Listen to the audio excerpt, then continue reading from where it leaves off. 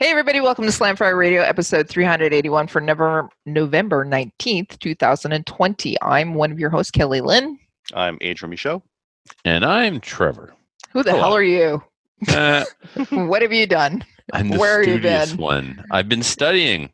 My assignments are due on Thursdays. That's the problem. So why are you waiting until the end of the week?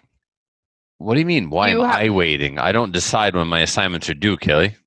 They're due on Thursday. So why Tuesday? The work Thursday. Typically, the readings are out there. The assignment is published on Tuesday. You've got until Thursday to hand it in. On this particular week, we had a bonus lecture last night on top of everything else. And so there's no way it would be done. I would definitely have to miss the show to do my homework tonight, 100%, without any excuses like procrastination. But since Mike was on and we rescheduled Mike once already, I don't care if my homework's not done. I'm here tonight. If you don't like it, normally someone would say, if you don't like it, I can leave. But you're not allowed to leave. So I will say, if you don't like it, you can leave. Okay. I gotta go ahead. Goodbye. There's no way I'm getting this assignment done, regardless. Yeah. It's I don't like it, so I don't want to do it. All right. Well, we're happy to see you here because we missed you, and I think it's good to be seen. It's good to see you. Yeah. No, I'm the captain from True Crime Garage. That's his catchphrase. It's good to be seen, and it's good to see you. Anyway, why don't we get on with the show, and then you can go and do your assignment. I ain't doing my assignment. My assignment's dumb. It's not going to get done. Okay, awesome. I'm boycotting this one. Narrative therapy. Tell me a story. Whatever. That's exactly what it is. Tell me a story. It's one time at band camp. Only if it has therapeutic value. There's one time at band camp. Oh, dude, I'm going to start it with that. Excellent. I'm way too behaved. Yeah, you are. You're not drinking. You're drinking, it looks like, non-alcoholic beverage. What the heck is that? Strawberry Perrier. Why? Half strawberry. Actually, Perrier, I really vodka. I really enjoy Perrier, so I'm not saying, but usually you're drinking something alcoholic. Anyways. Didn't do my homework. Can't get drunk. I'll have an edible later before bed. Okay. Good for you. All right. Why don't we get into what we did in guns this week? What we did in guns this week is brought to you by the Calgary Shooting Center. It's Canada's premier firearm retailer. Right now, they have the G19 Gen 4s in MOS configuration for $899. Who put this in? That means you can put a red dot on top. That's what that means. Yeah, it's got the plate. Yeah, comes with the threaded barrel. That's extended because it's a 19. It doesn't have suppressor sights, which is nice, but it does have the MOS plate. Yep. So you can go and drop a red dot right on there. Captain Andy, I don't know if you're following Captain Andy on Instagram or not. I don't know if he posted on Instagram. Anyway, he's a gunsmith, right? Mm-hmm. And he just put a Trigicon on a Glock 19 and did a bunch of cool cuts on the slide and stuff. Very baller. Out of control balling. Very baller? Very baller. Mm-hmm. Okay. So go to the Calgary Shooting Center. Tell them we sent you. By the way, isn't it also Thanksgiving weekend in the U.S. and also... Not my circus, not my monkeys. No, Thursday. I'm saying Thursday, that there are Black Friday sales here in Canada. So maybe you should racist, check that man. That's Kelly, though. I know. Look at me. I'm in liberal arts education now, man. Like, oh God, shut up! I'm all triggered. Stop triggering me. Okay. Yeah. Can we do jazz hands, please? Okay. Speaking of triggers, Trevor, why don't you tell us what you did in guns this week? I helped my barber get a gun for the wall. So he wants to get his license and stuff. But my barber decorates his shop with Spider-Man comics, MREs, Make America Great, make Trudeau a drama teacher again. He is very... Is he American? No. He's just very conservative. Okay. Super cool guy. His name is Chubby. And he's not chubby, but that's his nickname. Of course it is. Yeah, you can follow him on Instagram too. Like, he's the best barber I've ever seen. He's amazing. What's his IM handle? Probably Chubby. Okay. Probably Chubby. Yeah. All right. And yeah, so I brought him over a bunch of militaria stuff, some ammo cans, and some dummy rounds on some links for a belt fed, and a couple other things, some stuff you can hang on the wall. But anyway, I was like, you need a DWAT in here. What's a DWAT? So you need a deactivated firearm that you can actually display on the wall. So when my haircut was done, I got on the phone with Denis at DC Armory, and I'm like, dude, you got any just complete write-offs? Like something in the back that somebody dropped off and said, here, use it for a parts gun or whatever, man. You got something that's just toast but would still look good as a decoration? So he's like, yeah. So he came up with this phenomenal price, including the work to deactivate it. Like, I do mean phenomenal. So that's the thing that's happening. Right? For you. For you. For you, my very good friend. And then the annual Christmas match at the Atlantic Marksmanship Association indoor range. Are you going? Of course. It's like in another province. He's in the bubble. It's fine. I know, but it's still. Fine. They can do whatever they want to. They can have orgies and go swimming. Just do anything they want to. It's only fine. with your single family couple home bubble thing. I don't know. Really? No, it's an indoor match too. So how many people are going? I don't know. I'm judgy right now. I'm just kidding. Totally. You know what? If you want to be the COVID police, you can go fuck yourself. All right? Put your mask on and choke on it. So, it's the annual Christmas match. And, yeah, I'll be going to the captain's house. The triumphant return of the Frelate. There will be cigars. There will be whiskey. There will be hot tubs. There will be... Why aren't we allowed to go? Oh, yeah, COVID. You're not in the bubble, bitch. You keep your COVID in Ontario. Us Atlantic Canadians, we got this shit under control by keeping you people. Riffraff. You riffraff. Oh, what are you talking about, riffraff? You have 500 new cases today in your city alone. Yeah, we had over 1,000 in the province. Hey. Yeah. Ontario's close to 2,000 each day. So you know what? You all suck. You know what? This whole thing is ridiculous. Imagine a virus so deadly, you need to get a test to find out if you have it or the flu. Yeah, but you know what? Flu cases are down like a lot. Okay, you say that, but in New Brunswick, since March, twice as many people died of influenza as COVID. Yeah, we haven't had hardly any flu cases out here. 8 people died of the flu and 4 people died of COVID. We're not making light of this, by the way. I am. It's a joke. We're not making light of this, but we kind of talked about you on the last show about the fact that you're in like zone 5, which is the orange zone, and you had like orange for weeks. 2 cases, and like here in Ontario, it's just like meh, and then Alberta, it's kind of like meh. I know, right? It's super meh. Yeah, we get 1,100 new cases yesterday in a province with a lot less population than Ontario, and right? Nobody cares. That's good. Good for you guys. Let it burn through the population. It's either that or a meteorite. Let it go, man. Just start licking doorknobs. Let's go. Not going to go that far. So it won't be long before we have a vaccine. Yeah. You're going to take it? As Mike was saying. You're going to take it? Yeah. Yeah. Yes. So I don't kill a lot of false positives parents when I go visit them. That's what they don't want. I met your parents. COVID's afraid of your parents. All right. Yeah. So why don't we get back to what we were talking about? So you're doing I wanted to tell the whole Zone 5 orange story. Did I send you guys a picture of my last race? No. So at the first race, the first indoor race, Campbellton was in orange. So I moved to Bathurst. My plan was to drive to work every day from Bathurst to Dalhousie so I could stay out of Campbellton in case we did go red, then I would miss the race, right? Yeah. So I grabbed my shit and I moved to Bathurst. And the day of the race, I put up my famous meme, oh my God, it's race day. And one of the other racers in the province, he started chiming in about, wait a second, I thought Trevor was from Campbellton. Why is Trevor going to this race and this, that, and the other thing, right? Oh, you're you making friends again?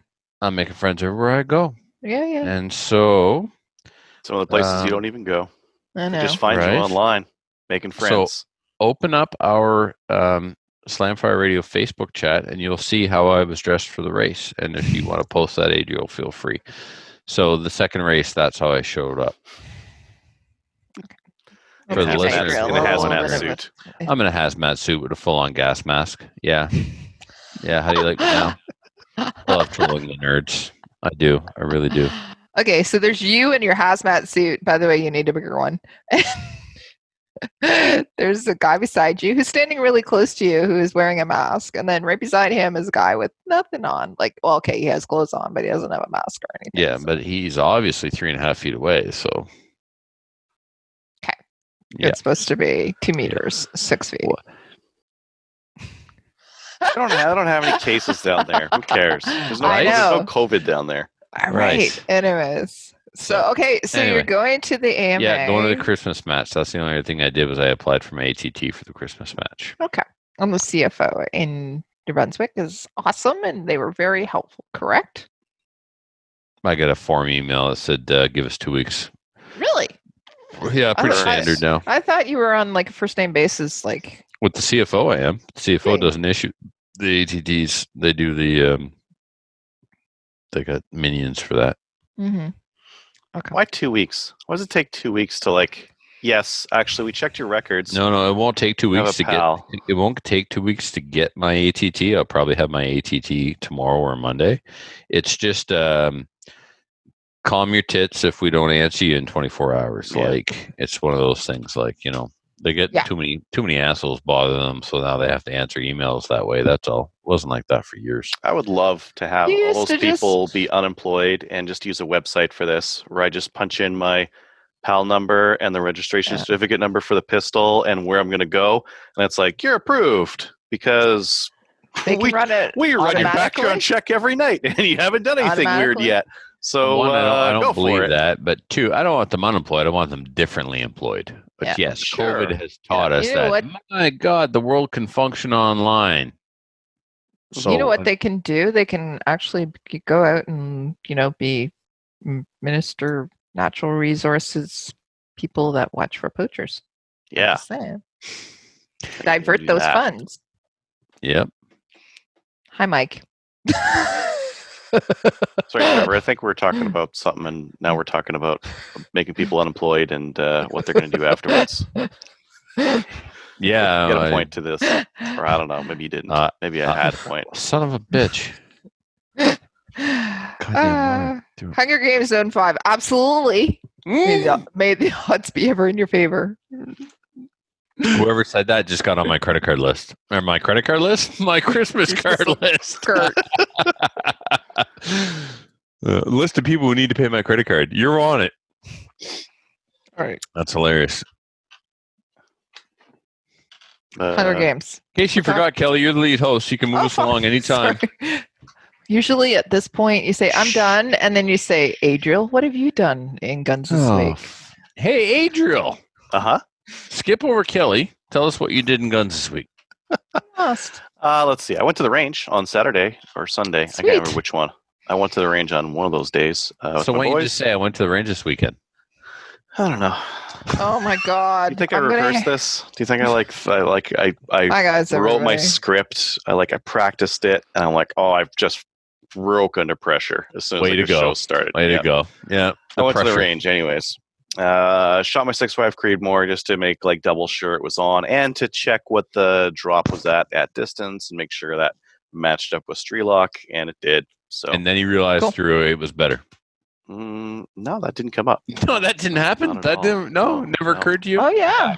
No, first shot hits on everything from 2 to 600. So good for you. Nope. Can you use that one?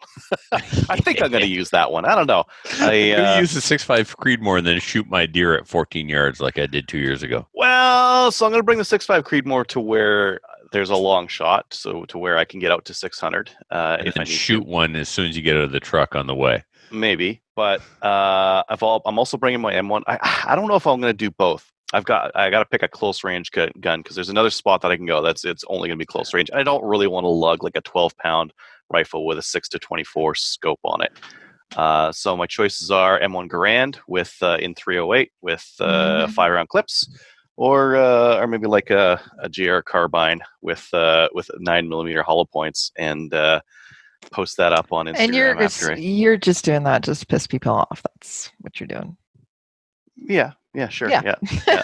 But I got some hollow points. Now in Alberta you can only hunt with 5-round mags, so I've modified this magazine so it'll only hold 5. Thank you for anybody who's So, listening from the RCMP. Thank you. Yeah. Awesome. It's Okay. easy to do. Yeah. And yeah, I mean, that'll do it, right? 9mm hollow point. It will. Close Could use it range. on a moose in New Brunswick, I hear. I would actually, yes. Mhm. I would. I'd feel better with a 10mm, but because you used to be able to get There's 5 rounds in the mag. Just double tap. double. You used to be able to get the Thuron Defense in 10mm. Mhm. And I know that people have smoked a deer from 20 yards out of tree stand with Ecotex, and it's worked. I believe it'll work with a 9mm. Well, And we'll yeah, find it'll out. work with a 9mm. It's a deer. It's not a rhinoceros. Yeah. You ever look at the anatomy of a deer? They're small animals. A big Same deer. thing as a person. pounds. Same thing as a person. Put it around through the heart and lungs. Not that I've shot a lot of people, Right. but put it No, around but through it the would heart be and the lungs, same and it'll thing. do it. Yeah. Anyway, so yeah, I'll think about that. I mean, that thing was accurate. 50 yards. It's like it's grouping nice, tight group with those hollow points. So the accuracy's there. I'm doing a video on flashlights, on little flashlights, because I kind of like. So I've tried a couple different things when I've gone hunting. I've tried doing like a medium-sized flashlight, and I've also tried like really little like pocket flashlights. And I kind of like the idea for just how compact they are. I don't Mhm. like carrying around like a real big bulky flashlight, so I've been testing out like a whole bunch of these little guys here. Itty bitty ones. What's that? Testing out the itty bitty ones. Yeah, like your key, like a keychain style flashlight, just to see what would last in terms of like longevity, which has the light quality, because the light quality does vary a bit between them, that kind of thing. So I'm working on that. Trevor, you let me know that my article was featured in a very prominent way. It was in the You're RCMP welcome. report on on the Nova Scotia shooter. So apparently, What? So They watch can us. yeah. They- So can you talk about which article that was, please? it was on top non-restricted black firearms in Canada. Right. So the top 20. It was Right. top 10 until I expanded it. Correct. Mhm. Well, obviously, there's a demand. Well, Right. there was And just then- more available. Yeah. And then once you click on the link now, what's there now? I just got a paragraph that just says, like, basically I didn't want to leave any more ammo for the Liberals to like find more guns to ban, so I like took it down in sometime last year. Can't remember. Right. So it's been mentioned that this is something that the person, and I'm going to say the person because anyways, was researching prior to the event that's happened on April the 19th. So he went to your website. It was kind of weird to hear my website mentioned that in that capacity. I don't really care, because he used illegal guns anyways. He drove over the border and like grabbed some guns from the States or something like that. He didn't have a PAL, so I don't care that he was looking at what non-restricted firearms there were out there. But he was also looking at other websites too. So come on, let's be real. Of course. But the reality is, people are reading this, and now they're going to actually go and visit your website. Maybe. Yeah, well, actually, they are, because when the day you guys mentioned that, I went and looked at my analytics. I was like, oh, that's the top page right now. I was going to ask you, have you checked your analytics to see how much traffic they brought you? Not traffic I want. I don't want any of that traffic. Those aren't earnest searchers. Those are people who are looking for like, what kind of weird stuff is this guy looking up? Any publicity is good publicity. Mm-hmm. Yeah. Anyways, that was neat. Yeah, that was kind of neat. And then I was on Reddit on the hunting subreddit, and I saw someone from Saskatchewan mention like, "Hey, I just went hunting. Not COVID. I keep saying COVID. CWD positive, chronic wasting disease positive." I'm like, oh man, I guess that is starting to become like more of a thing. Like, you read a lot about it in states and how bad it is and that kind of thing. And I went and looked in Alberta and the places where I hunt. I'm like, I wonder if there's any cases in the wildlife management unit, the WMU, where I hunt. There's a ton of them. There's a whole ton of CWD cases there. And I was looking at the chart on how often they've been positive, because the area hunt has been mandatory for a while. So like you chop the deer's head off, you go dump it in a freezer with a card attached to it on where you got it, and they let you know if it's positive or not. I've never got a positive response, but apparently that rate of positivity has been growing 50% every year. So it was 2%, and then it was 3%, and then it was 6%, and 8%, and 12%, and like right now, the mule deer positivity rate is like 20%. Why do you think that is? It's just it's spreading really fast. It's because spreading faster than COVID. It was mandatory to test before.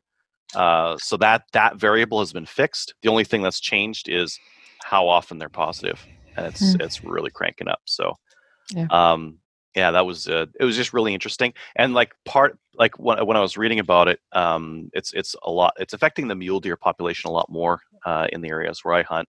They're right around 20%. The whitetail are around 4% positivity rate.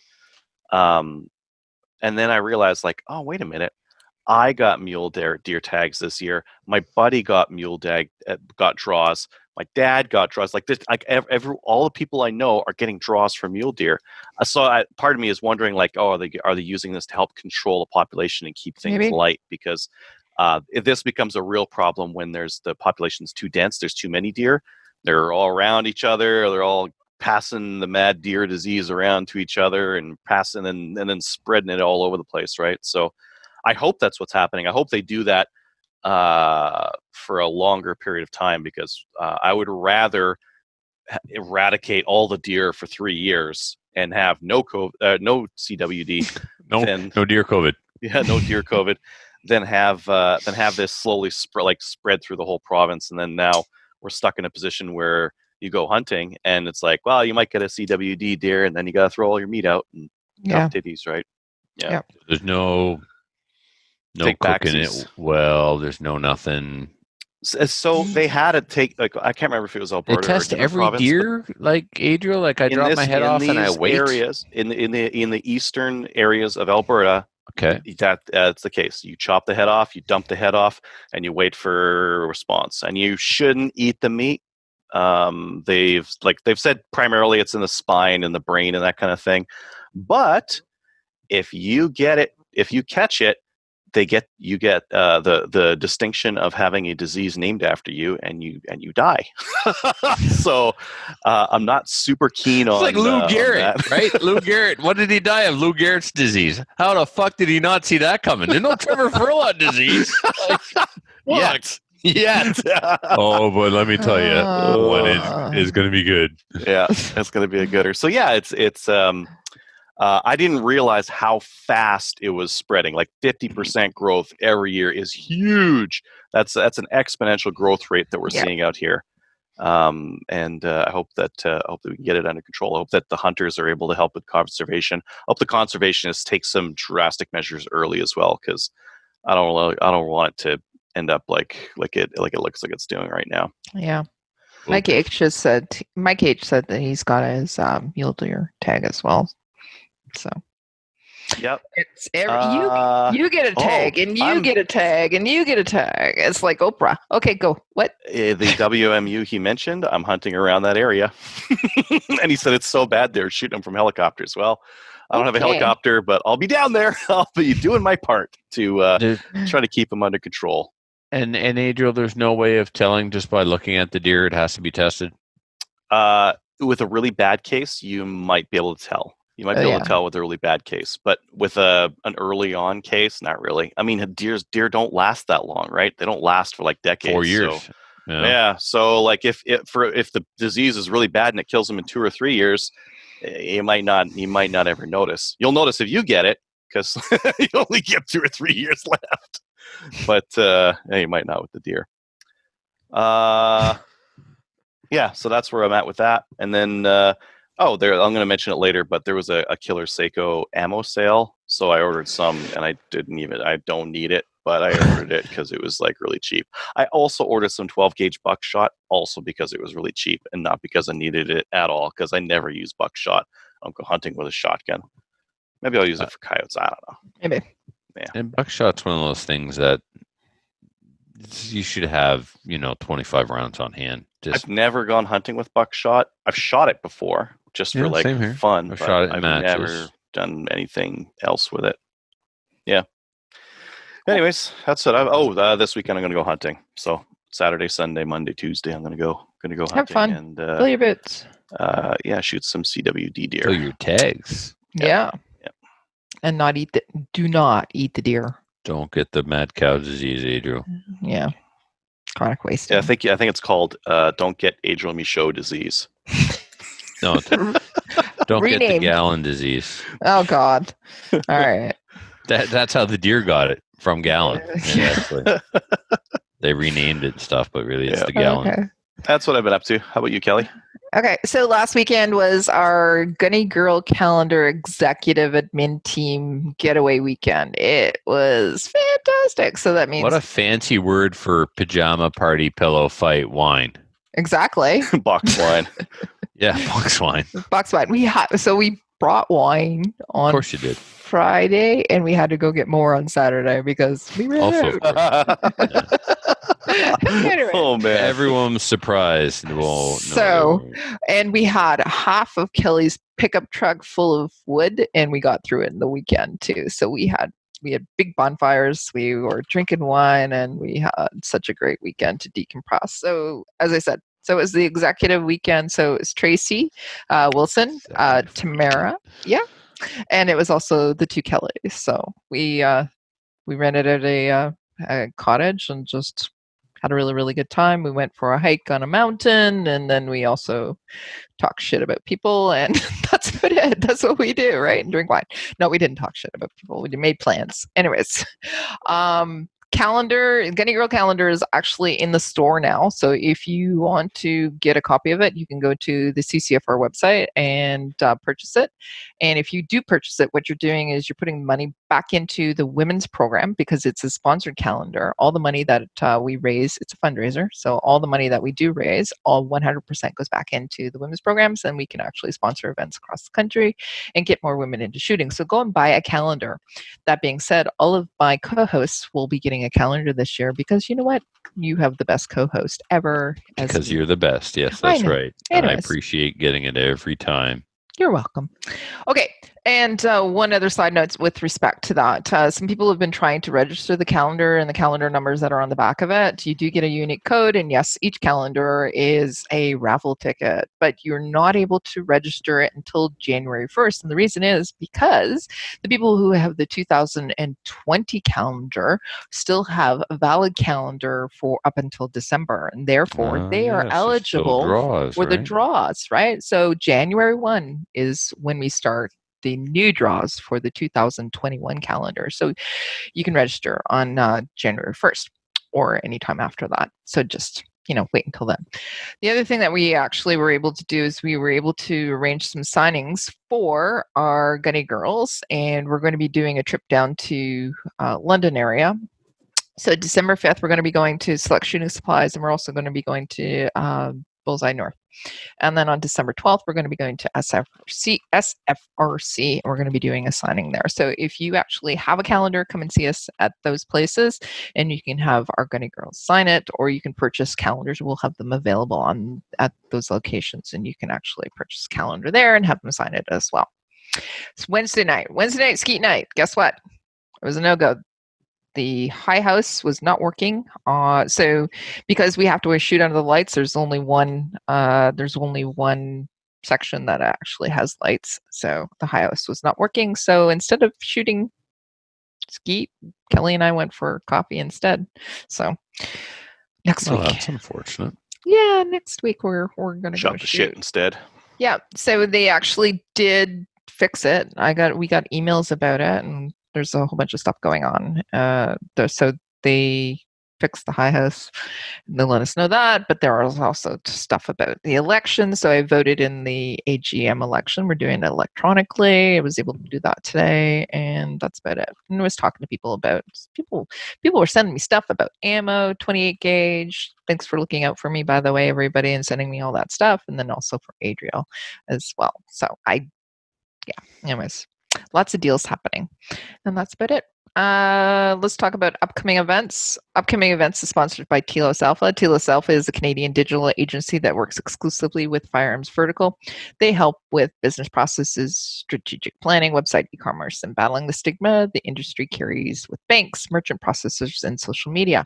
Check them out at telosalpha.com. And we don't have any upcoming events, but if you do have an upcoming event, let us know and we'll actually chat about it during this section. You could go to like a Chaz 3-gun match. We got one of them coming up in December. What date? It's gonna be cold. Yes. December 5th, maybe. Okay, that's a Saturday. Yeah, that 1st December? sounds right. Yeah, Okay. December 5th. Yeah. How do people register for it? How much does it cost? Practice score. It's $40. It's gonna be lots of prizes. It's gonna be worth it. There's not gonna be a lot of people showing up because it's December. And it's cold. And it's cold. So you'll be able to register late if you need to, like week of kind of a thing. And the prizes are going to be really good. Excellent. So go and actually do that if you're in Alberta. But other people, if you want us to talk about your events, send them to us. All right. Let's talk about the news. Donations. These are the donations for the CCFR challenge, legal challenge. Brooks and District Fish and Games Association, they donated $1,000. Buffalo Target Shooters Association, one of my favorite clubs, is $5,000. Fantastic. The Green Hill Gun Club, also $1,000. Maple Leaf Marksman Rifle and Revolver Club, $400. And Chinook Country Shooters Club was $3,000. Fantastic. Awesome. Really good. If you actually make a donation to the CCFR Legal Challenge, tell us about it. We'll give you a little bit of a shout out.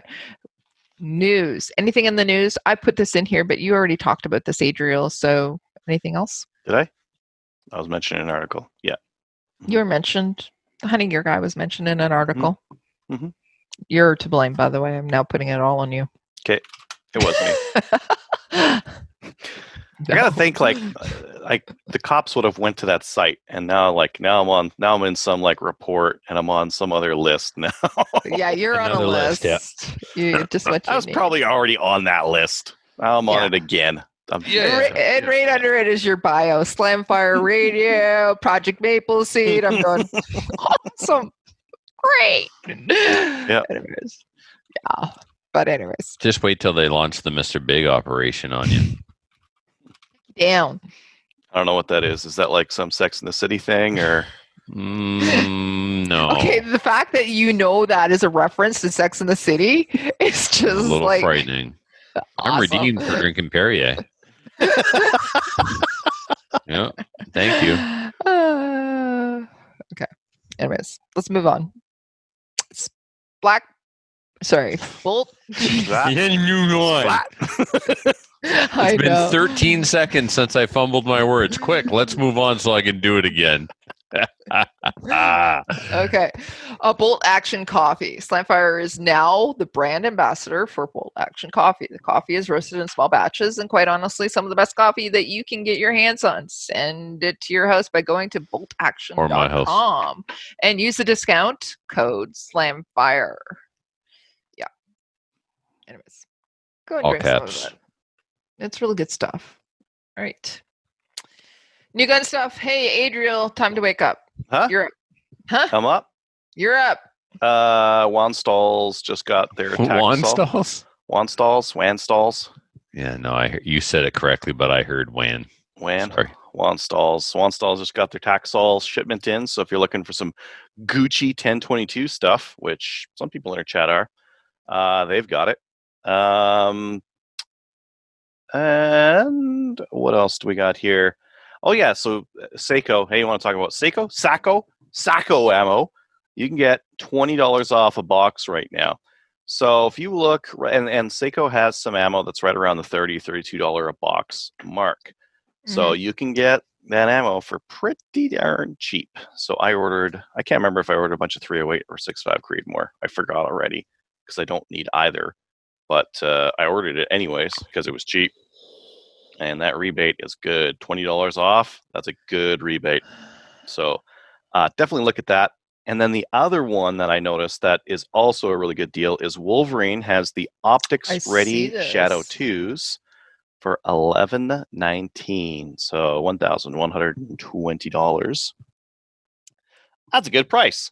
Yeah, That's a good price for an Optics Ready Shadow. So if you were waiting to buy a Shadow 2, the thing is, like with CZ, they do map pricing, which means like they kind of like enforce their pricing all across their different vendors. So this is probably the pricing we're going to see from other places. But I would definitely, if you've been considering getting a Shadow 2, good price. Now's probably the time to get it. It's not like it's going to get it'll jack the price back up after Black Friday here. Black Friday is not this weekend; it's the one after. So still wait and watch for deals there. Huh? Yeah, maybe we should go and do a Black Friday sale and just talk next about week. all. Yeah. Right. Yeah. Whenever. Yeah, we'll put that on the docket. We'll write down all the deals and what we think people should get. But right now, that Seiko ammo rebate is killer, and that Shadow 2 for $11.19 is also a very They're both killer really deal. good. Mm-hmm. Yeah. Mm-hmm. Okay. I would get one, but I already have a Shadow 2. I don't need another one. No, you don't. No. Okay. All right, let's get into the main topic. All right, everybody, it's time for our main topic. And for this week, we have back to Slamfire Radio, Honorable Mike Holland, Minister of Natural Resources and Energy for the province of New Brunswick. Mike, welcome back to Slamfire. Great to be back. Great to be back. Love it. It's good to have you back. I appreciate how accessible you make yourself to the constituents in New Brunswick, hunters, anglers, schmoes, podcasters. Not everybody can it's a feather in our cap to have someone holding the position that you have come out and slum it with us for an hour or so to answer our questions and anytime. These are the people I love hanging around with. Right. I have to go to work with a bunch of suits just to do the things that make it better for us when we hit the woods. That's the way I justify it. That's a good justification. I had a student tell me on the way out today, he says, "You'll be happy tomorrow. We won't be here." I said, "No, you misunderstand. You guys, the kids, are the best part of my day. Tomorrow I'm stuck hanging out with a bunch of boring adults. Like, that's going to be boring and lame." So I got into teaching not for adults, right? Yeah, that's great.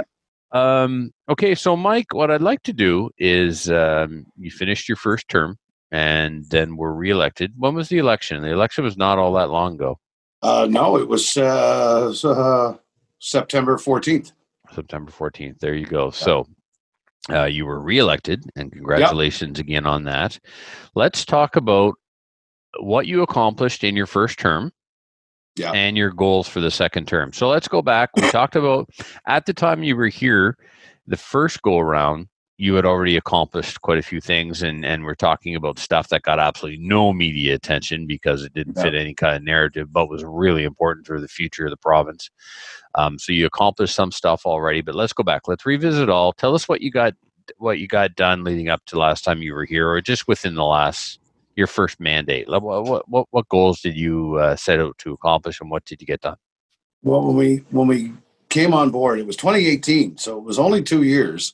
I was made the minister in November of 2018, and then, of course, we hit the election in September of 2020. So we didn't even get in a full term before an election was called because COVID and stuff. No, COVID. Well, between COVID and a variety of different factors, it was really about a year and 8 months. But we packed a lot into it, and part of that was when I hit the ground in 18. I had a pretty good gauge of what I wanted to do. And so we were able to pick off a whole lot of low-hanging fruit. Our moose hunting draw had some flaws in it. We were able to refine that a little bit to make it more equitable and fair. Keep refining, buddy. It doesn't. Oh, man. I read some of the comments around that, and it just makes my head hurt. But anyway, carry on. And the thing is that I wanted to eliminate any inequity. And when we, and I mean, I've been in New Brunswick applying for that moose license for most of my life. And when you've got everybody and their dog applying and getting Grammy and your grandniece to apply and everybody in between, you know what, that it's a lottery. So that lessens the odds for the legitimate hunter. So you really did clean that up. There would be people that were not eligible to hunt, but were eligible to apply. And then if they got drawn, then there was a big scramble to all of a sudden be eligible to hunt. And sometimes they didn't follow through. And that was a license that I could have had. Yep. So no more getting everybody in your dog. It was like Joe Biden voters, man. People that were dead were applying for moose license. Well, and now if this year, if we hadn't cleaned that up this year with COVID having a drastic effect on the ability to do hunter safety courses, there'd have been a lot of people left in the lurch, wouldn't have been able to get the training that they needed to get their license. So there'd have been legitimate license holders that would not have had a chance for the draw, because the ones that didn't have the hunter safety up front wouldn't have got it done. And so a hunting opportunity would have been lost. So, in hindsight, it was a smart move. It reduced about 5,400 people from the license pool. And then we also did something to double the applications or the ballots in the draw for the people that have been applying for more than 20 years. We now have a success rate of over 95% for anybody that's been applying for over 20 years in the province. So room for improvement? Absolutely. Everything I'm doing is with the eye towards continuous improvement, but it had been so long since outdated regulations or rules or whatever the case may be. Nothing had been looked at for decades, Mike. You're the first one to come in and shake the tree. Yeah. So, I mean, we'll pick up the fruit that falls after we shake it and then look at what else we may need to do. But that was a good first step.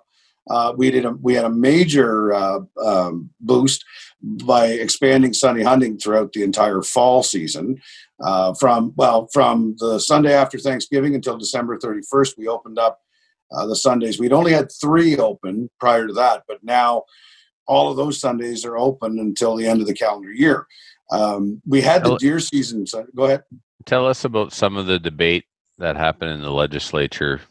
Well, it was an interesting time because you see, there's so much misinformation and uneducated folks when it comes to that, and it's not their fault. But for example, I mean, we had concerns that what if Christmas falls on a Sunday? And I said, well, right now there are 6 other days a week that Christmas is going to fall on, and it is legal to hunt already, right? As that, just think this through, folks, a little bit. And the other thing is, you say it's not their fault, but if I'm going to stand up in the legislature and make an argument against something, I'm going to educate myself on the topic.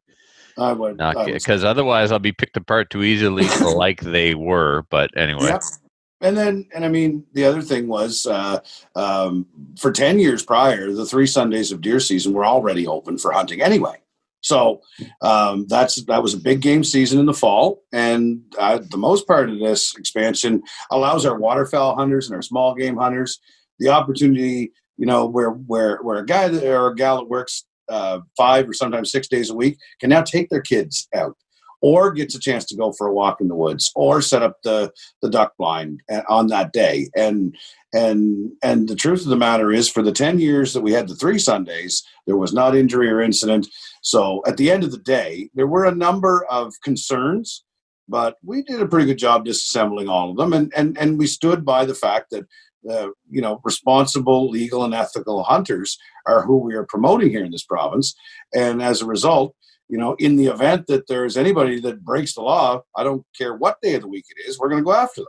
Right. So, at the end of the day, it gave me an opportunity to stand on my own soapbox and discuss how we are raising the bar about what it means to be a hunter.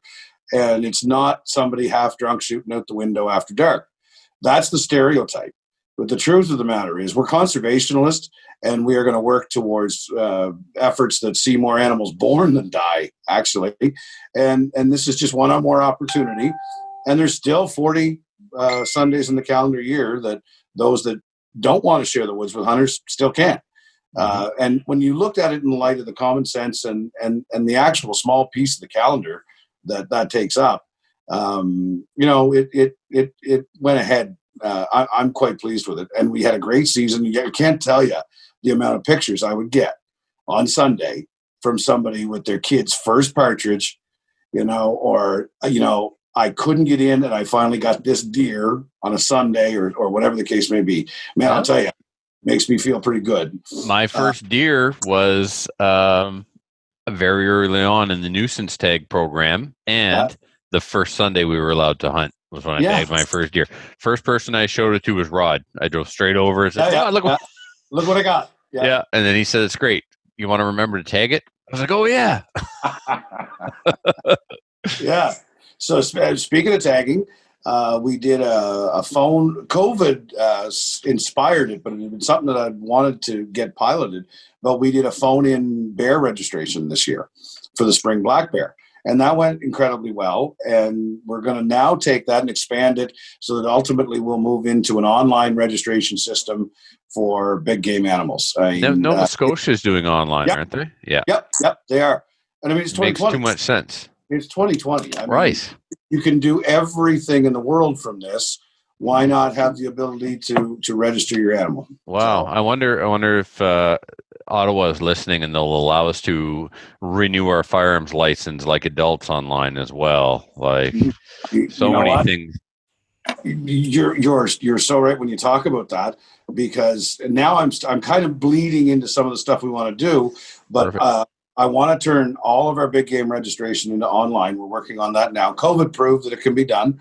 The numbers, there's concerns about poaching and not reporting, but the truth of the matter is I've been out in the woods a million times, and where do I go to register?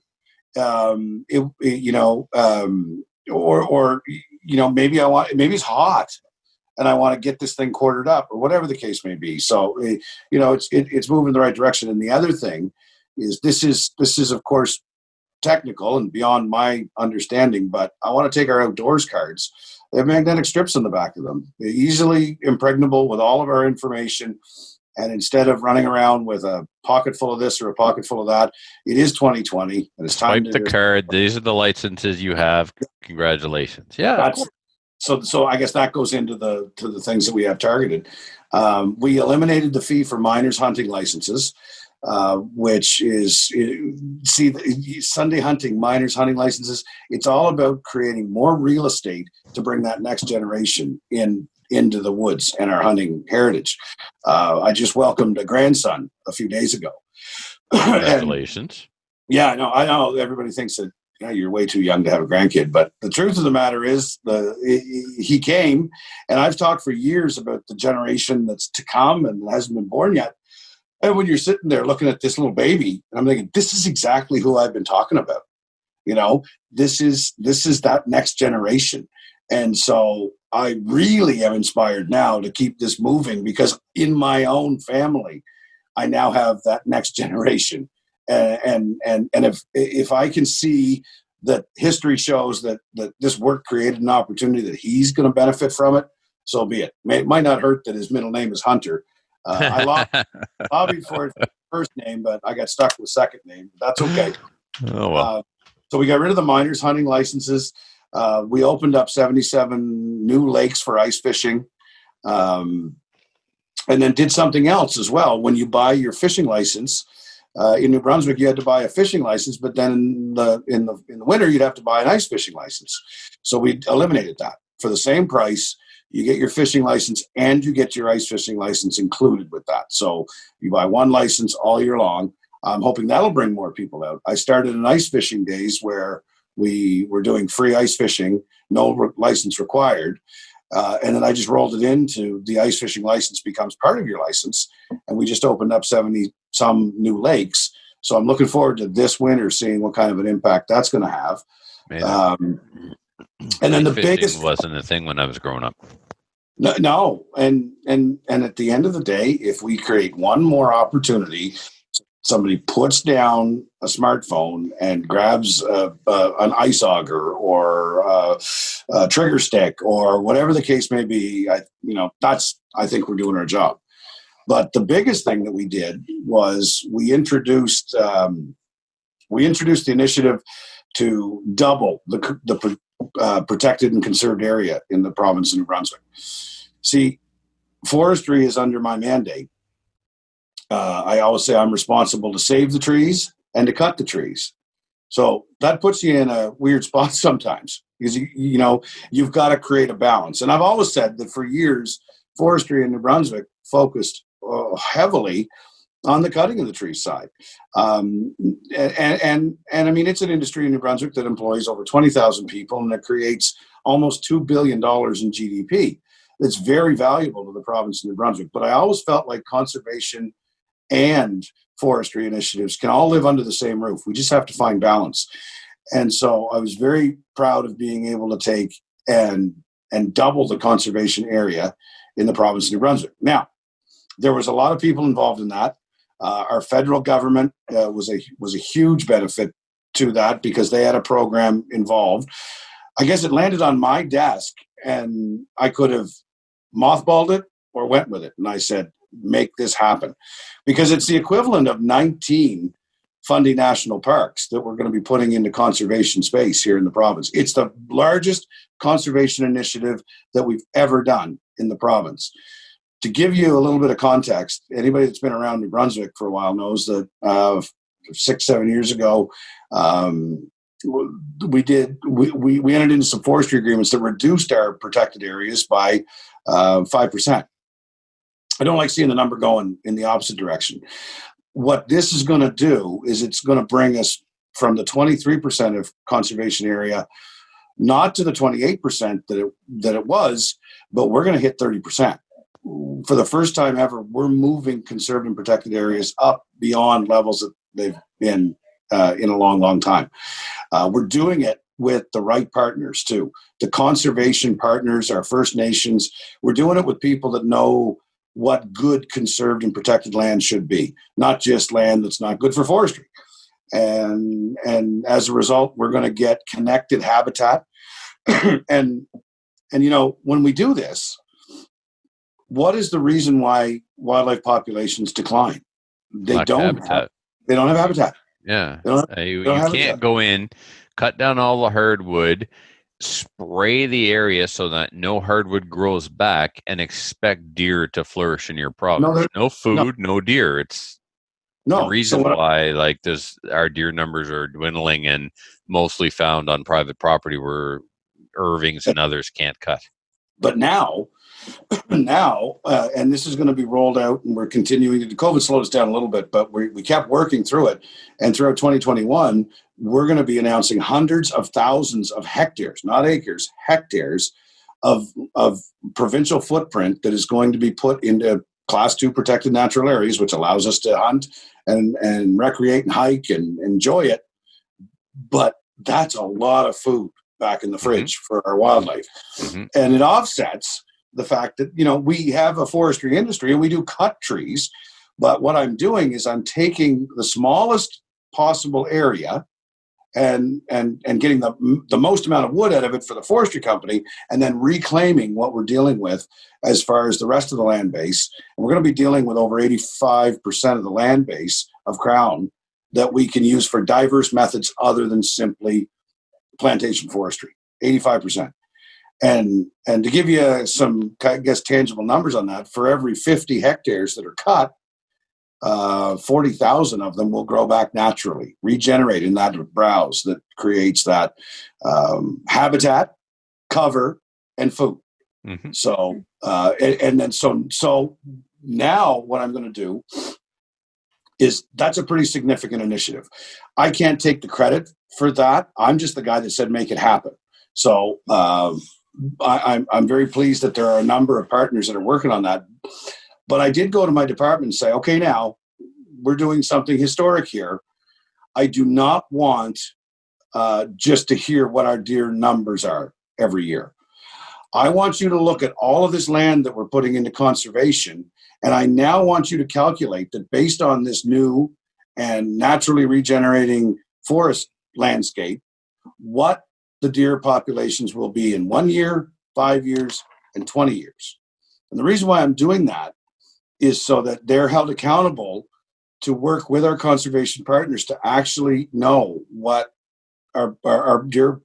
Well, I say deer, but the tide rises all boats. It's gonna affect wildlife populations everywhere, and I want to know what those numbers are, and then that way I have a benchmark to hold them accountable to say why didn't we hit that level of growth, and that's the key right there. And that is the first time ever in the history of the Department of Natural Resources that they have had targets for wildlife growth. I can't believe that, but it's true. So now we're going to go ahead, and the department staff, instead of just preparing reports about the state of what we have, they're going to have a target for where it needs to go, and then they're going to have to be held accountable. There isn't another government department that doesn't have growth targets.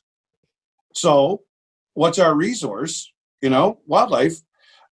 We got growth targets on forestry and how much trees we're growing to cut. I need the same thing for the wildlife that's growing in the province of New Brunswick. And it's just one more measure of bringing accountability to the department. And the cool thing is that the staff love it. Oh, yeah. They love it. This is why they went to school to become a biologist, right? Mm-hmm. And now they're being empowered to go and put this together in tangible reports so we can track where we are and correct it if we're off track anyway. So that was something that we are doing and will continue to do into the mandate. And in the forestry vein as well, like I said, I want to see our forest used for a diverse mix of uses. We've got maple sugaries, we've got outdoor experiences, we do have hunting, we do have fishing. This conservation land is going to also target sensitive waterways. I'm going to use that to build up these cold water pools that are so crucial to the successful health of our salmonoid populations. I'm gonna use this conservation land to evaluate buffer zones. Right now, we've got arbitrary buffer zones, 30 meters. Now, maybe 30 meters works, but it may need to be 300. It may need to be 200 or 500. So we're going to use conservation and environmental data to say, based on the health of this river system or the habitat, because in grouse or ground nesters, that riparian habitat that moves up into the larger stuff, that's buffer zone stuff. So where do we need to build that? And I'm glad you brought up buffer zone. Just reminded me. You may remember that I'm the vice president of the Rescue Gun Club. It's one of the largest clubs that we have in the province.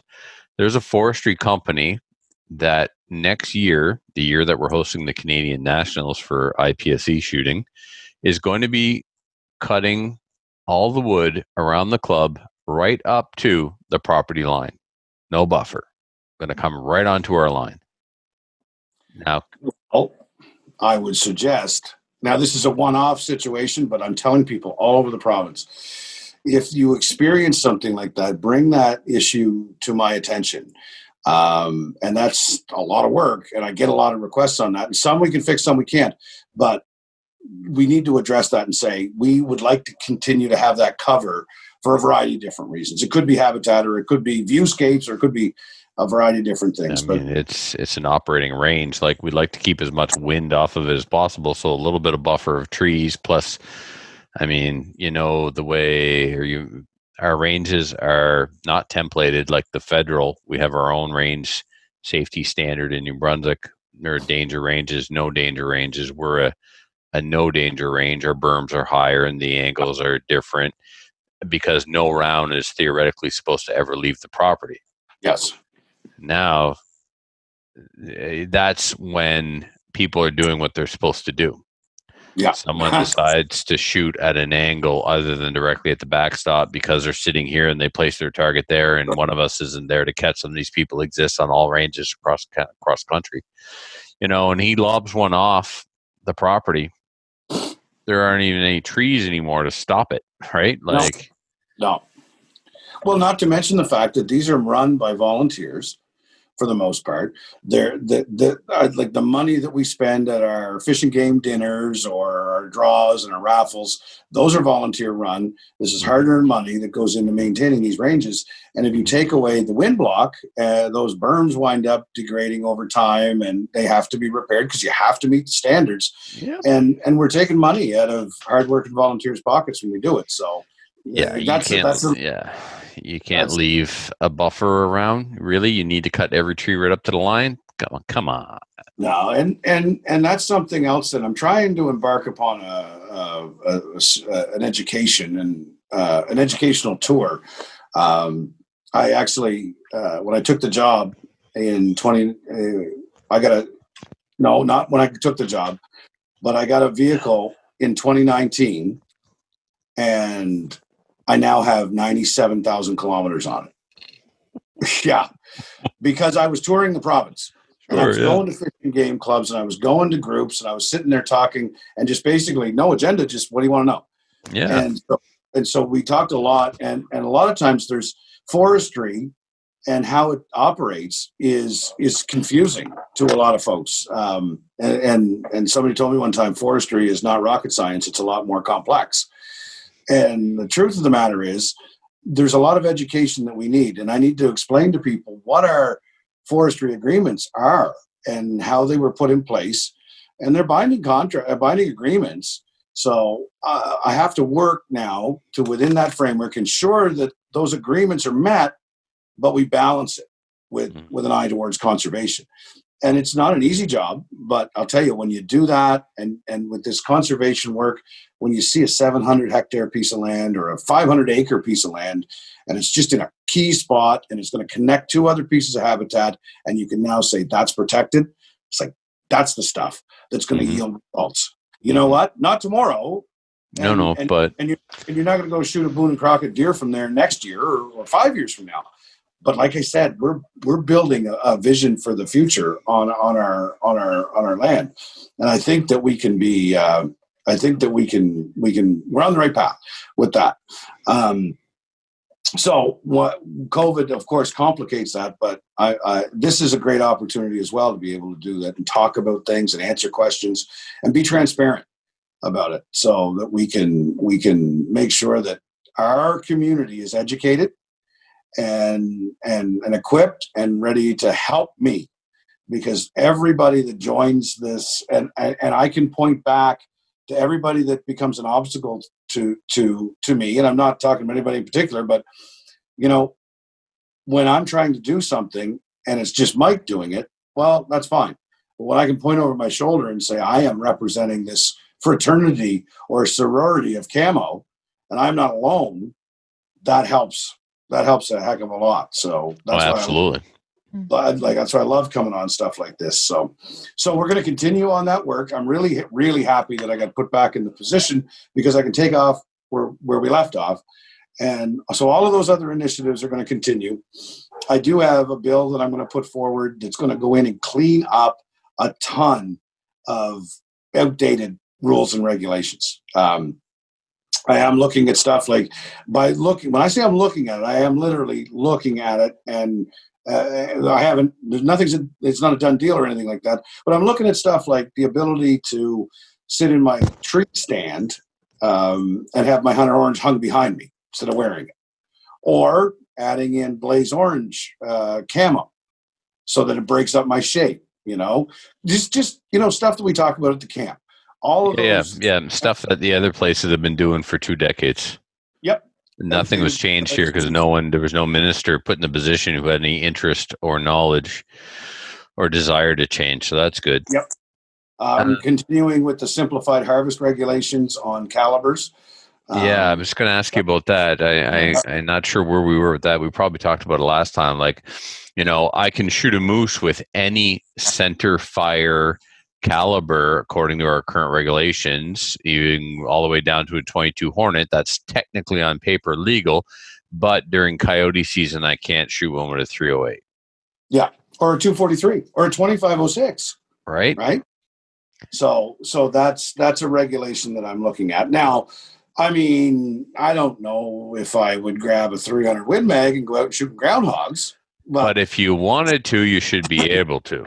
To be able to. The other thing is that it will allow me. Now, you know what? Now I want to. You just now I've shot a lot of groundhogs with a lot of different things, but man, I bet one comes apart nice with a 300 Win Mag. I bet you it does. But once again, I want to remove barriers. I want to remove restrictions, and I believe, and I always had believed that the vast majority of our community is legal and responsible and ethical. I don't feel like I need to create a nanny state and watch over everything that they do. And the ones that aren't, Mike, are already doing whatever the hell they want anyway. So any change you make is not going to suddenly turn a bunch of people into assholes. Rules don't. Not how it works. Rules aren't followed by rule breakers. Bottom line. Yeah, it's like expecting to ban my AR-15 is going to have some effect on crime in Toronto. Well, we'll talk about that as well. In my last mandate, I had written a letter to Minister Bill Blair. It would be easy for me to say, well, that's federal, I'm provincial, so I can't do anything about it. And technically I can't, but I have a voice. And I have to let the legal responsible firearm community in New Brunswick know. Did you get a reply? No, I haven't. Yeah. You can't even get a reply. Like I sent my letters off, and it's supposed to be mandated that if you write your MP and you write you're going to get a reply.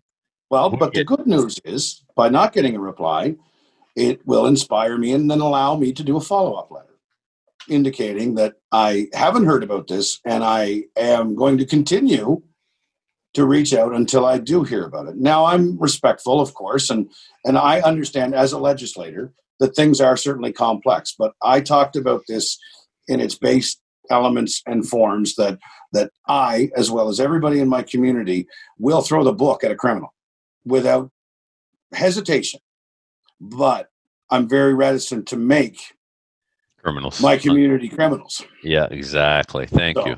Yeah. No, so that's I can carry that through. Now he went through an election as well, so I'm going to be able to the dust is settled there. So I'm going to follow that up as well. I also got the Minister of Public Safety for New Brunswick to write a letter as well. I was fortunate to have that published within the media of New Brunswick. So our position became very clear. We do have a provincially regulated CFO. So there's other provinces that are looking to do that. We already do have that. Yeah, we when people were in other provinces were talking about this, I'm like, way to catch up to New Brunswick, guys. Like, imagine. And that it's so much discrepancy in how the Firearms Act is administered from province to province. Federal law let the provinces take care of it, so they do their own thing, right? Well, I think. And I've spoken to municipalities that say, don't download this handgun ban on us. That's not our job. Yeah, right. No, handguns are regulated by the federal government, and they're already banned. If you don't have a license, you're banned. So why am I banning something that's banned? That should be the absolute end of the conversation. No, and so we've taken the approach that common sense should prevail, and so I mean I've been clear with my position on that, and I'll reiterate it as many times as I have to. As it relates to public safety, though, and our chief firearms officer. I have a relationship at that level, and my office has worked with them. I really enjoy having that provincial connection because in the event that somebody's having issues with their PAL or confusion about the process or where something's at, then I have a contact that we can reach out to, and they've been really good. Our CFO is amazing, and most of the staff there, everybody I've dealt with is good. Like. But the CFO herself is it's about time that she's got the job. I basically the impression I have is she's done nothing but train the last half dozen anyway. So now she's been there forever. Just give her the job, right? I'm very pleased with that, and I'm also very pleased to report that I don't manage our conservation officers, which is a little weird. I'm the Minister of Natural Resources, but they're under public safety now. Are under public safety. Basically, anybody in New Brunswick that carries a badge and a gun will be under public safety. So they're peace officers and not reporting to or responsible to me. But I began early on after getting elected the first time to they might report to somebody else, but I need them accountable to the protection of my resources. And so we've built a pretty good relationship between the former Minister of Public Safety and the current Minister of Public Safety, as well as folks within the civil service there.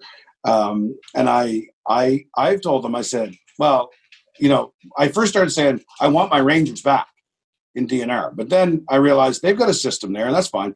So I said, well, I don't care what department they're in. I want them in the woods. Okay? That's what I want. No. And so we only have a limited amount of them. But I am proud of the fact that I've hounded and howled enough that we've just added 13 more COs to New Brunswick, and we're looking to add more. And like half of our ranger stations in the province closed. Like you drive by, they were all built the same. So you reckon, just like looking at a Kansas post office, you recognize a DNR building, and it's like, oh, that one's being repurposed. That one's like completely abandoned. That one's repurposed. That cutback was when? That was less than 20 years, right? Oh yeah. I was going to say, no, well, it wouldn't be 15 years ago. I remember when it all took place. I know we lost ours in Albert County, and that presence needs to be there. And so I've worked with public safety, and they're very responsive to that. They appreciate it, and they've gotten creative. And like I said, we put 13 more bodies in the woods in the last few months. And so it may not sound much, but for a province this size, that's pretty darn good, really. Well, to get 13 more doing that job. Yeah. Well, to give you a little context, we had 77. So we just added, almost 20% an increase, and we're still looking for more. And I also want to work, and I was talking with the Wildlife Federation and some other groups to try to create not an auxiliary type program, because I don't want just regular folks in the woods trying to stop people from poaching, because that could be dangerous. I just don't want that. I wouldn't want to sending anybody out as a civilian into a situation where they could get hurt. But something simple like DNR magnetic signs on your truck. So when you haul in somewhere to go partridge hunt, or you drive up and down a road while you're hunting, just put the signs on. And I'll tell you what, if somebody's going to go in and try to pull a bunch of trout out of a brook, and they see a car parked there with DNR signs on it, hopefully they'll think twice, right? Because they may still go in, and they may know it's not a DNR vehicle, but they'll realize that person there, pretty good chance that they're going to say something, or just something that puts more eyes out there. So we're trying to get creative on that. We have a limited budget, but I know that we have an army of outdoors people that are opposed to poachers, and if we can figure out a way to engage and enact them when we're out doing our just day-to-day hunting and fishing and enjoying it, and if those that are there to break the law have something to trigger them to realize that, no, I see Mike's truck, well, he's on team anti-poacher. Then I'm going to go somewhere else. And that might mean he goes somewhere else and poaches. But if they have to hit 6 or 7 spots before they find the spot, maybe they'll go home. I don't know. But I just want to see the resource protected and get creative with the limited budget that we have. Because just because we don't have unlimited resources doesn't mean we can't use our head and come up with some good ideas. So with that, and then I don't know if it's the last thing. I hopefully have a lot more things to work on than that. But our good old turkey hunt. There we go. So, I was going to, if you didn't bring it up, I was going to. Tell us about turkeys. Where are we at? Well, I'm going to tell you a story. The other day, or shortly after the election, I'm also the energy minister. So I was on a Zoom call like this with the High Commissioner from Britain to Canada. This was a lady that regularly meets with, and it was commissioned by Queen Elizabeth. So, hey, you know what? I'm a hillbilly from Miramichi. Kind of cool. I'm sitting with her. We're talking about energy stuff. And then she finished the call by saying, I have another question for Minister Holland. And she said, I see here that you're the founder of the Canadian Wild Turkey Federation. Can you tell me more about that? So this call just got long. Hey, I thought, you know what? If I accomplish good things over the course of my career, no matter what things we do that are recognized well, I am always going to be known as the Turkey Man. So I don't know whether I should take that as a badge of honor or whatnot. But I've been at this for a long time, long before being elected. And just to give you a little history, in 2008, I was with the National Wild Turkey Federation. They left somewhere around 2011 or 12. So myself and a couple of gentlemen formed the Canadian Wild Turkey Federation. I had David Alward, when he was the premier, announce a hunt in September of 2014. He announced a hunt for the spring of 2015. Well, a month later, he lost the election. Boom, that all got washed out. Fast forward till 2018, I get elected, put in the job. Well, what do you think I was talking about? Turkey hunting. So I had it set for a spring season in 2020. What happens? COVID. And we were ready to go, but the draw system, all hands on deck, everybody went home with COVID. And our IT departments and whatnot weren't functioning, so we couldn't get the draw up and running. But by jumpins, if I am breathing oxygen and standing on this side of the grass in 2021, the spring of 2021 in May, we're gonna launch the first inaugural turkey management hunt in New Brunswick. So take that to the bank. We have your word on it. You got my word on it. Yeah. It's now part of it. Well, you had my word on it since about 2007. Exactly. You're the guy, though. It's going to happen, and you're going to be the guy to bring a turkey season in New Brunswick. No, we absolutely are. So we got that coming. That was something I just thought about. I seriously have a list as long as my arm. Sure. Of things that we want to get done and that we want to do.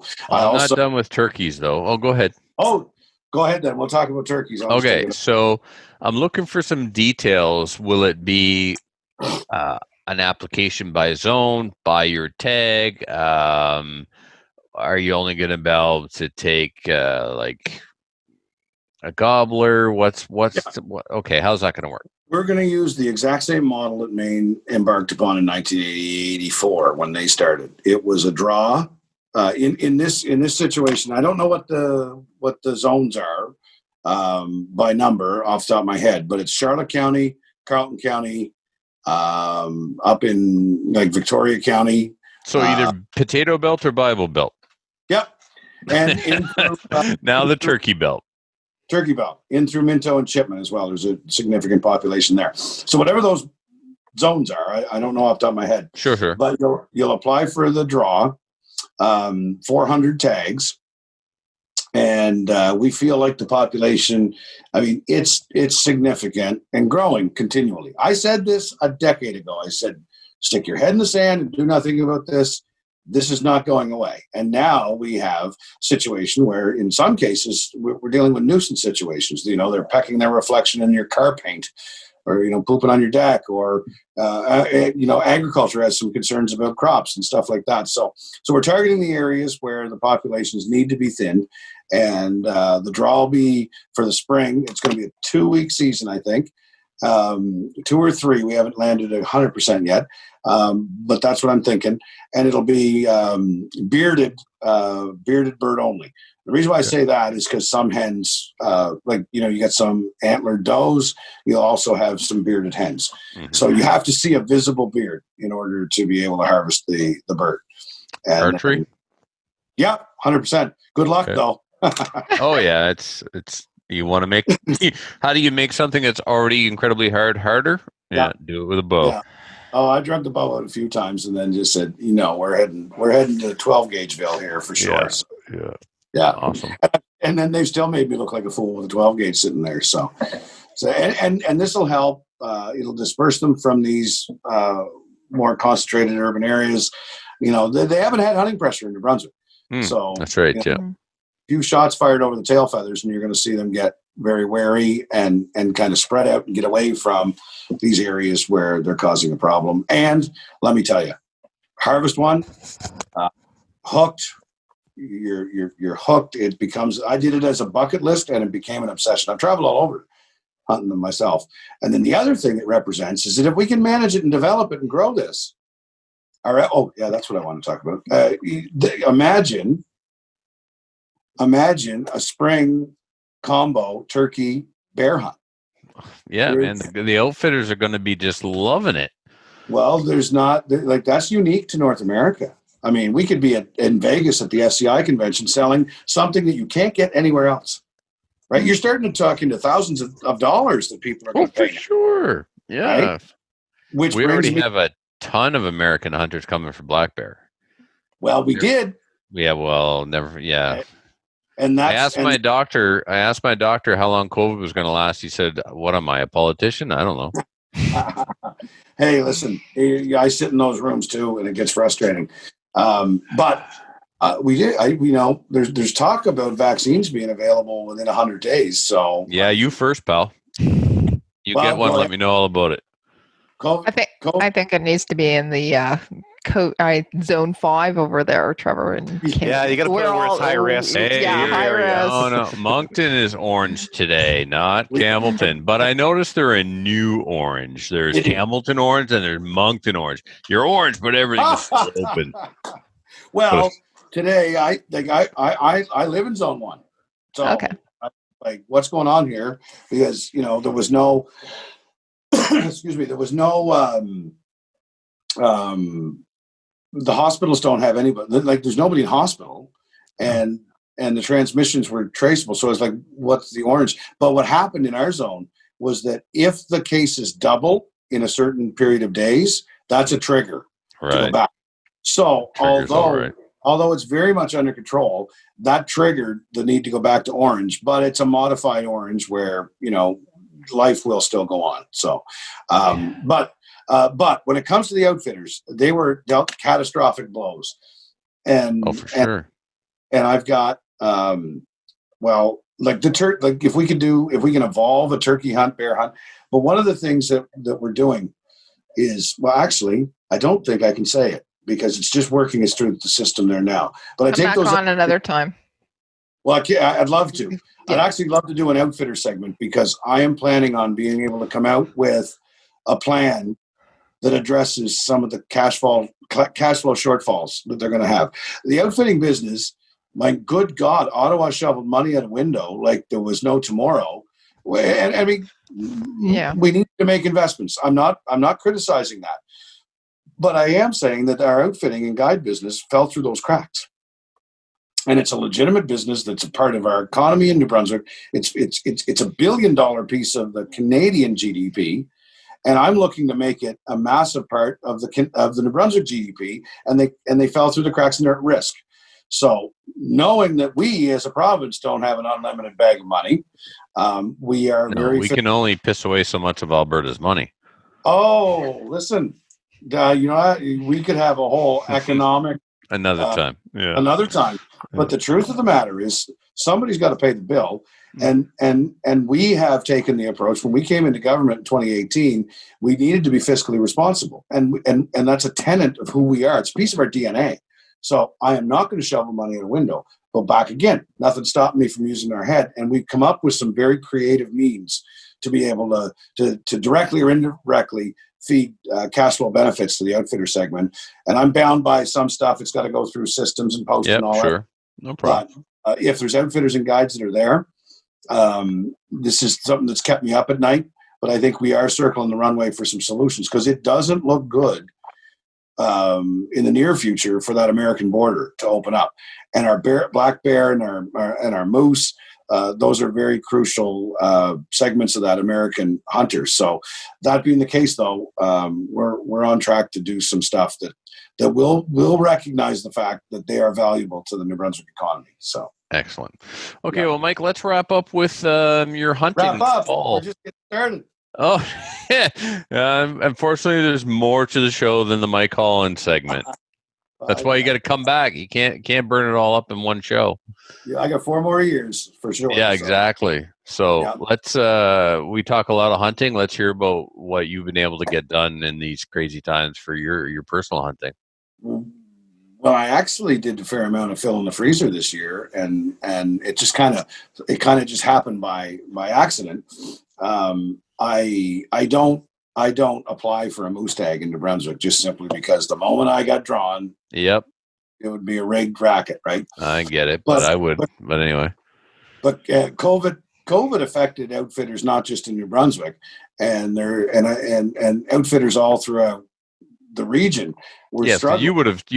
you would have gone somewhere and done some hunting as well, but Well, I did go. I went Okay. to Newfoundland, and there was an outfitter that I've been kind of trying to save a few pennies, and I got a COVID deal, and I went to just outside of Corner Brook, and I harvested a nice cow moose.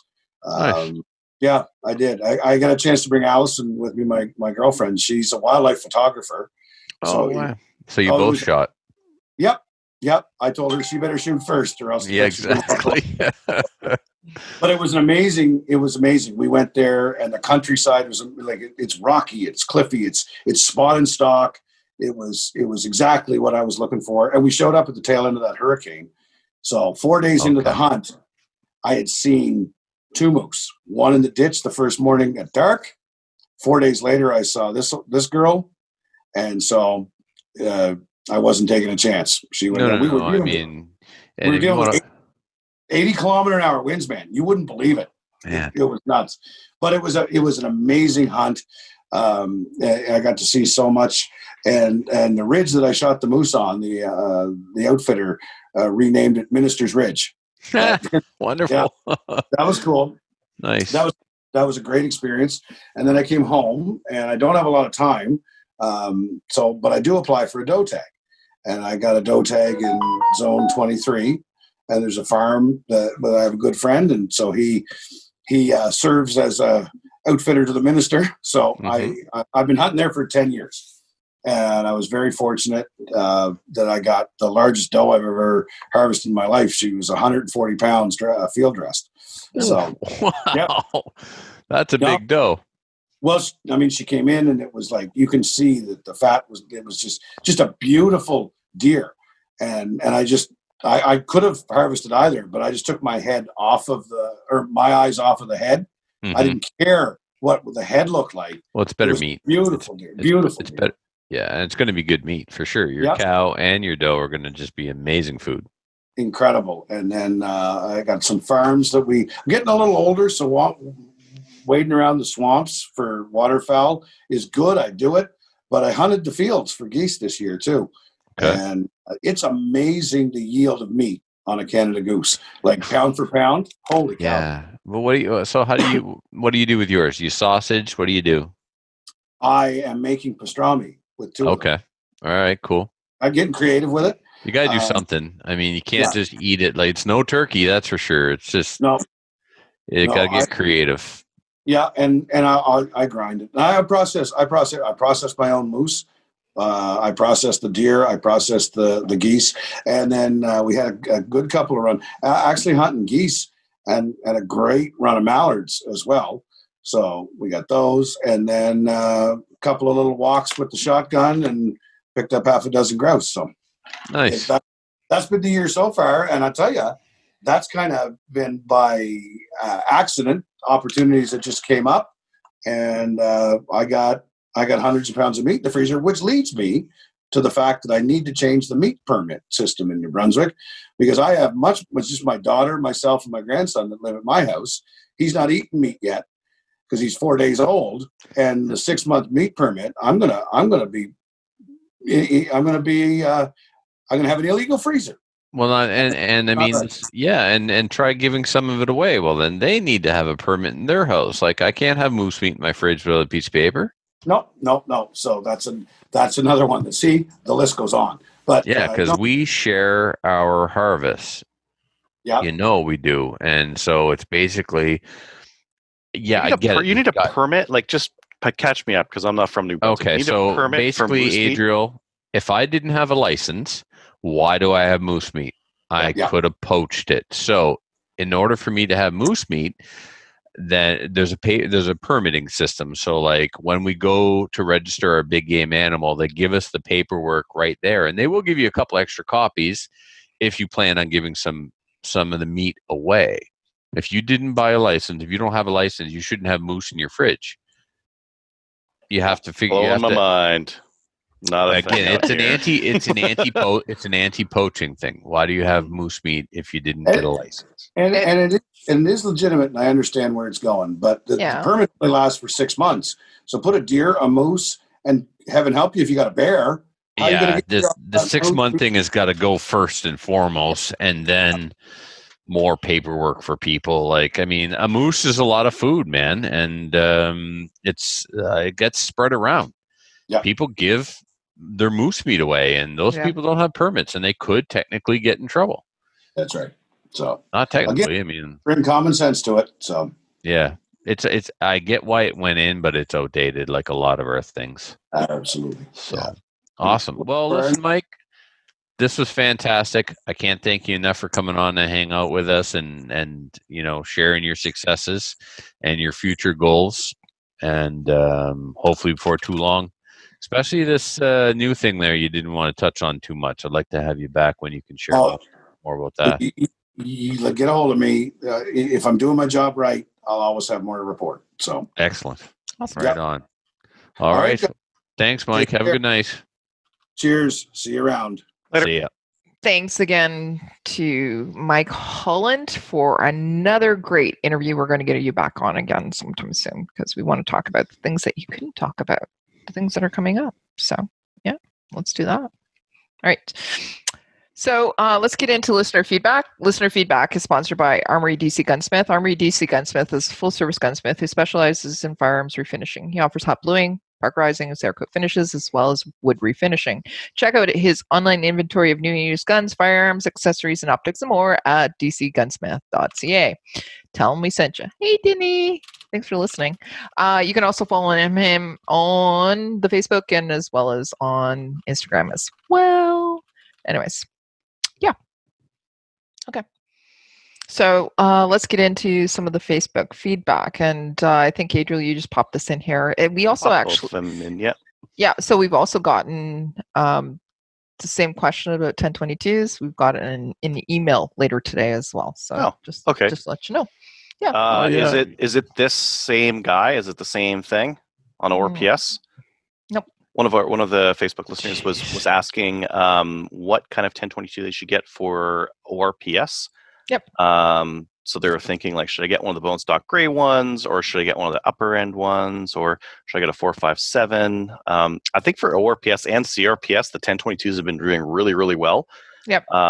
Just the fact they're semi-automatic, they got a flat bottom, so you can put them on a barrier or something like that, and you're not going to have the mag. If he's going to do that, and he's talking about the gray one, so he's talking about Gray Birch Solutions. So if you're going to get one of those, make sure you get the LDR one, which is a long distance ready one, and make sure it has the 20 MOA. So yes, might as well get something with a rail built in.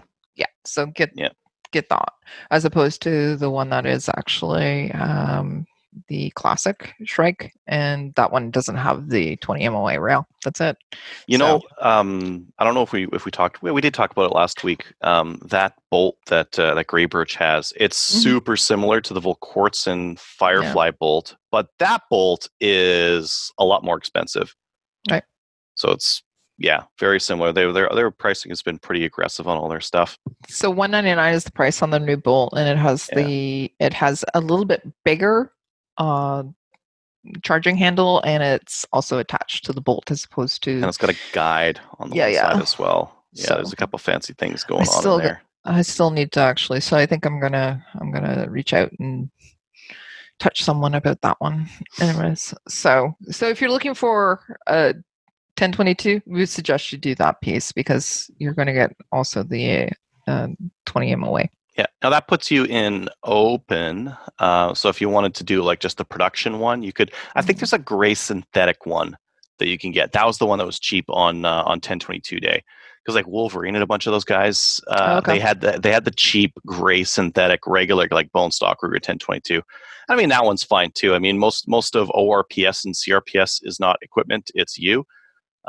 So you could just go production and just run production for a while, get a nice scope, spend less on the 1022, more on the scope, which would make sense for ORPS. You disagree? You can argue with me. This is a show where we can argue. It's a thing we can do. Yeah, but ORPS, you're only going out to like to 100. To 100, like right. So I would get a nice scope. Because then if like, let's say you don't want to use that 1022 and you're like, you know what? It's been great. I've learned a lot. Now I want to get a Gucci 1022. You take your great scope and you take it off that crappy one and you put it on your good 1022 and you sell that one for $20 less than you paid for it. Yeah. Because like there's no depreciation on that kind of yeah, stuff. 1022s don't have a lot of depreciation, but why start out like is cry and buy, right? Start out with Right. something. Cry and buy, buy once, cry once. Absolutely. Yeah, right. Did I say cry and buy? Cry and Yeah, buy. you messed it up somehow. Yeah. I don't know. Like, Yeah, you could, like you check, you see your like credit card statement the next day, you might cry a little bit. Yeah. Okay. So when we start talking about everything we talked about last week, right? When we were talking about pimping out your 1022, and it's like a $2,000-$3,000 rifle. Yeah, we start to cry about that piece, but if he actually goes on and buys what we suggest, and right now they have a really, really, really good deal on it. And then, by the way, the CCFR, they have a CCFR edition, so it's $1,100, wasn't it? $1,199. You go and do that, and then like $90 goes toward the CCFR, and you get everything that you need. It's kitted out, ready for you to go. So. Yeah, Mike was mentioning that the rifle limit on production is $500 for the rifle and $700 for the optics. Okay, so yeah, you can buy a pretty good rifle Pretty or good optic yeah, for pretty nice $700. Yeah. Okay. That gets you into like one of those athlons or something like that. Yeah. Oh, by the way, so I also watched another podcast recently where the athlon guys were on, and then also Adriel was there, so we were chatting. Hey, Adriel. Hey. We met on another podcast. It felt like I was cheating. I was cheating on Slam Farm. Anyways, but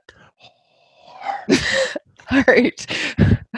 Let's talk about people who were mentioning that you can renew your PAL online. Right? Yeah, of course you can. I actually did that. I can't believe I brain farted like that. My last PAL, I even took a selfie, for Christ's sakes. Well, that's why we have a corrections squad to fact check us. Yeah, that would be our listeners. Yeah. Yes, you can renew your PAL and your RPAL online. By the way, I just got a reminder about it, and I have to do that too. God, I have so much I have to pay for my new range membership. I have to pay for ammo. PAL, RPAL. I wish I was independently wealthy or had a sugar daddy. Taking applications, please send it to Slamfire Radio. No, do not send it to Slamfire Radio. Gmail.com. Whoa. Trevor, don't be so hasty. What like fair enough. I want to see his application. 2020. Yes, you're right. All right. Okay. That's it for what we're talking about. That's it for Facebooks, right? Yeah. Let's get into the emails. Why don't you take this one from Edmund there, Adriel? Hi, guys and gal. Just got caught up with your podcast. Congrats to Kelly on bagging some ducks. When I initially saw her Halloween costume, I thought of Matthew McClatchy. I like Adriel's idea of reading what the fans bought to support the show. I bought the Federal Black Cloud. It's still on sale for $20 a box, minus a $5 mail-in rebate if you buy at least 10 boxes. Oh, cool. And they have free shipping on orders over $149. A good deal on ammo and support for the show. Win-win. Keep up the podcasts. I look forward to the next one. Edmund. Thanks, Edmund. He's been writing in quite a bit recently, so it's nice to hear from him. Thanks, Edmund. All right. Not Adriel. Trevor, do you want to take this one from Justin? You haven't been here for a while. So I can get this to work here. I'm having mouse issues. From Justin. Hello, Slamfire Radio. I enjoy listening to the show. Very entertaining, to say the least. Question for Adriel. Heard on the last episode, 380. Did you guys do a whole 380 caliber theme? No, probably not. No. That's why don't have a 380. Don't want one. That's why you need to be on the show. Fair enough. I got 9mm. I was thinking about it, but anyways. All right. So episode 380, that someone got injured at a USPSA match with a seated shadow. Someone got injured. A range officer got shot. Yeah. How's that for injured? On the load and make ready, he missed his holster, dropped his gun. The gun went off and shot the range officer. You mentioned that maybe having a firing pin block would have helped avoid possible injury of people participating. Wouldn't having a firing pin block affect the trigger pull? It sure does. Mm-hmm. That's why they take it out. Such a degree that it would make it heavy and take away from an otherwise great trigger pull of the CZ Shadow or Shadow 2 type handguns. Yes. So Yes. there's a CZ75, the original one, has no firing pin block. Then they come out with the Omega 75 and 75B. It has one. The trigger is horrific. The Tanfoglios have them. People take them out. The Shadow 2 doesn't have them. Same question for Trevor, only referring to the 1911 platform, i.e. Series 80 firing pin block. And question for, so that question, for the 1911s. the Series 80 trigger, same thing, nowhere near as nice as a Series 70. So the difference between, so when you have a 1911, it's either a Series 70, no firing pin fuckery, or a Series 80 where they put in a firing pin safety. And of course, all firing pin safeties make the trigger bad. The Glocks have a firing pin safety in them, and there's a step on the trigger bar. So when you press the trigger, that step pushes on the firing pin safety and will allow the striker to go, striker safety. Anyway, it allows the striker to go forward. That's why you see those crazy videos, people throwing Glocks off of cliffs or pull out of air, out of helicopters, or dragging them behind trucks, and they never go bang.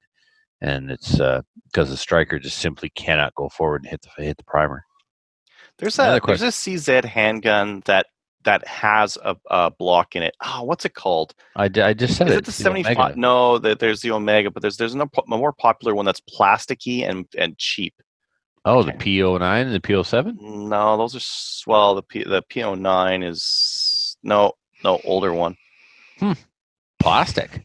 Yeah, it's cheap, and I can't remember what it's called. It's like it's not Shadow, but it's got like another dark kind of a theme to it. I'll find it. Okay. I'll All right. figure out where it is. Okay. Well, the 75 platform does have the option, but the competition guns do not. All right. Question for Trevor. Given your familiarity with the IPSC community in the eastern provinces and the recent news of a certain gun shop in Nova Scotia area, i.e. Freedom Ventures, getting into a bit of a pickle with the RCMP and CBSA regarding importation of undervalued firearms and high-capacity magazines found in the owner's home, do you think that this shop will survive going through court? Do you think that the owner, Sean Hansen, is on the up and up, or something seems a little fishy? All right, I'm going to start taking these apart one at a time. So the shipment of magazines and other stuff was intercepted by CBSA and inspected like always, right? Mhm. Then they allowed it to go through, and it went to his home, and then they came and served a search warrant at his home to look for the magazines that they knew were going to be there because they released them to him. This was a sting. They like set him up. There was no need for any of this. They could have stopped right there and went, "Hey, Hansen, the company screwed up and sent you full cap mags. We're sending them back." No, they didn't do that. This is a guy who's been importing through the same airport for like over a decade. I don't even know how old Freedom Ventures is. So yeah, he's 100% on the up and up.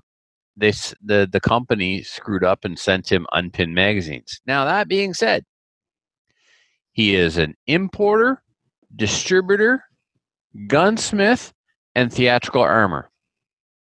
His license covers him for full capacity magazines. So they intercepted the order, opened it up, full cap mags, gave it to him anyway, showed up with a warrant. You have high cap mags here. Yeah, no shit. You already, I have high cap mags. You released them. You released them to me. And by the way, I have a license that allows me to have them. Were these supposed to come in the country? No. And I just found out they're high cap. Same time, you knew they were high cap before me, and you gave them to me. Yep. Now that I have them, I haven't had a chance to deal with it yet. But I know how to deal with it because I have a gunsmith license, which means I'm allowed to have high cap mags. And I've got a riveter.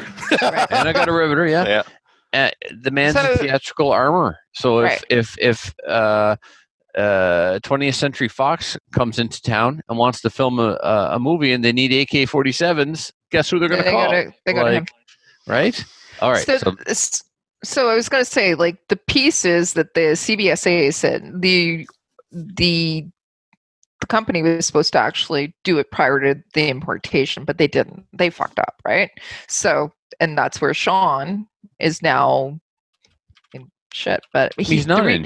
I mean, with he's not the even- reality, right? He hasn't been charged, right? Right. There But hasn't even they've- been any charges. So he's Right, not but in- they put out this defamation. I think that he should sue for defamation, and that's just Well, the fact that all those details got put out released for and the charges the aren't whole gonna world stick. to see, and he hasn't been charged, and that he's illegally allowed to have these if they were Right. pinned, And they would right? never include anything that the CBSA. Let's say, for example, the CBSA finds out that the importer did, or the exporter, the company who sent these mags, admitted that they did it by mistake. Like, if they found that out and didn't print that, they didn't bother to print that he didn't have that he has license to own all these alarmer's things. license, and Right? that he's, None of yeah. these things fit the narrative. The story is just a nothing burger, and it's a witch hunt.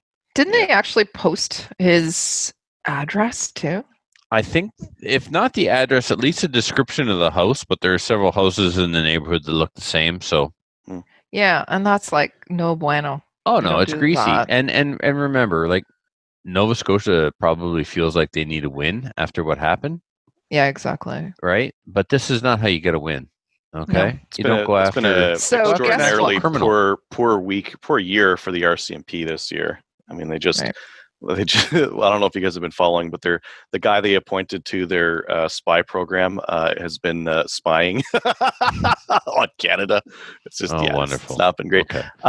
That Hold on. sorry, go Yeah. ahead. Well, I want to finish the questions here. Yeah. Okay. So, do you think the shop will survive in court? I don't think he'll see court because, again, No. he hasn't even been charged, and he won't get charged because when they present this to the Crown, Crown's going to say Crown's it going to has know no that legs. he has license to own this stuff. Like, calm your tits. Do you think that the owner Sean Hansen is on the up and up? Yes, I do. Yes. RCMP and CBSA on a fishing trip, 100%. I wonder about this due to making purchases from the shop, and things appeared to be very professional, clean, and transaction of a few firearms and parts I've purchased from them. Should I continue to purchase there or wait until more information from the courts? You do you, pal, but I would purchase there personally without any hesitation whatsoever. So, question for anything to add on that before I go on? Nope. I've bought from them. It's been fine. Straightforward. Question for Kelly. Given your extreme knowledge of marksmanship with maple seed and having built quite a few 1022s, what is your take on getting a Delask receiver that has the built-in rail as a start of a build? The other option that I'm seeking is if you have seen any Delask 1022s on the line for maple seed. If so, how do the Delask compare to the Brugera version of the 1022? With one, while one could spend up to $3,000 on a 22, I'm thinking why not purchase a fairly decent 1022, something in the $700 to $900 range, like the Delask, with a few extra mods, upgrades, parts, to have a competitive maple seed rifle. Your thoughts on this matter? Okay, there's a lot there to unpack there, Kelly. So go for it. So yeah, I've actually seen. So I've seen stock Ruger 1022s that have had some options added to it that are Delask parts, and there's obviously I can give you a list, or you can actually go to the list that Adriel we discussed last week on last week's show, but also Adriel has on his hunting gear guy page to go and do that. But I've also seen Delask 1022s on the line, several of them, and particularly before all the more Gucci boutique 1022s have been coming out, or the versions upgrades to the 1022s. A lot of the stuff was Delask, and they shoot fantastic. You can get all kinds of different things. Like as we discussed last week, the barrels are good. The barrels are actually quite decent and they're a really good price. Then also some of the internals as well. They also have other parts, like for example, kit. They still have some of the kit stock, and in stock too. Mhm. But yeah, if you actually want to get a stock Ruger and then start changing out some of the pieces, it'll be fantastic for you, and the upgrades will be really, really decent. You don't need to spend 3,000. People who do that are just crazy. I know that because I'm that person.